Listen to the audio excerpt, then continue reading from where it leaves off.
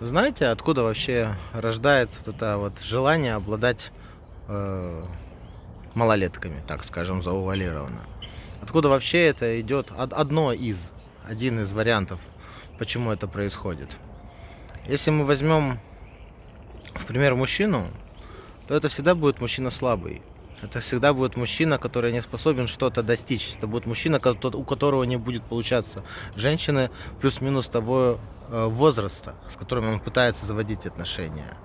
И когда мужчина долгое время пытается, у него не получается, он начинает, как говорится, опускать планку. И искать себе как бы девочек попроще. То есть девочек с ограниченным количеством восприятия и опыта, которые будут на фоне вас, они будут видеть вас в Бога. Но это будет происходить какое-то время до момента, пока эта девушка не повзрослеет. После чего она обязательно стопроцентной вероятностью вас бросит.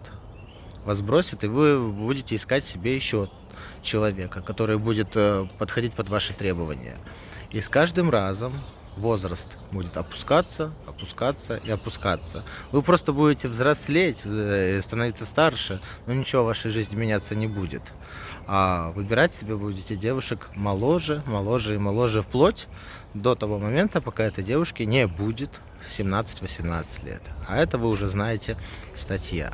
И люди, которые опускаются до такой формы извращения, они не понимают, в чем проблема. Они думают, что это нормально, а это не есть норма. Это есть затяжная неуверенность в себе, это затяжное отсутствие феномена личности, отсутствие прогресса в вас самих, где вы сами себя доведете либо до сумасшествия, либо до тюрьмы, либо до психушки.